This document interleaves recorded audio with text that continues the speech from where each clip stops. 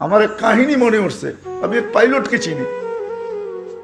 আমি কথায় কথায় ওকে জিজ্ঞেস করছিলাম যে তুমি পাইলট, এত বড় শিক্ষিত, তুমি ডাবল টেকার চালাও,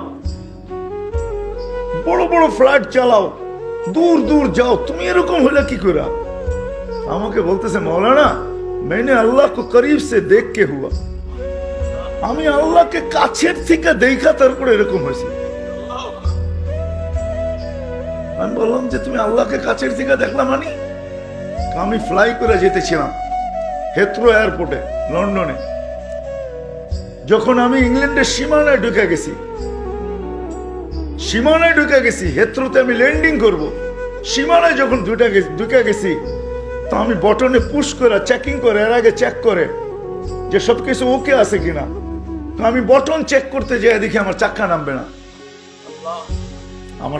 নামবে না, কিন্তু আমার কাছে ফুয়েলও নাই যে আমি ফেরত যাব, কারণ আমি 9 ঘন্টা ফ্লাই করে আসছি, 18 ঘন্টার ফুয়েল আমার কাছে নাই। আমাকে হয়তো ক্রাশ করাইতে হবে, নাইলে নামতে হবে যে কোনো ভাবে। বলে আমি হেথ্রো টাওয়ারের সাথে যোগাযোগ করছি যে আমার এই অবস্থা, কি করবে করো, আমার কাছে ফুয়েল নাই, আমাকে হয়তো ক্রাশ হইতে হবে, নাহলে কোনো ব্যবস্থা হইতে হবে যে আমি ল্যান্ড করতে পারি। হেথ্রো এয়ারপোর্টের ভিতরে কিয়ামত হয়ে গেছে, কিয়ামত, যে এই জাহাজকে ল্যান্ড করাবে তো করাবে কি করে। তারপরেও একটা সিস্টেম থাকে, ঠিক না? কিন্তু বলে ওই সময় যখন আমি ল্যান্ড করতেছি প্রসেসিং এর মাধ্যমে, তখন আমার হঠাৎ মনে উঠছে আমি না মুসলমান। তখন আমার মনে উঠছে আমার আল্লাহ না সব পারে।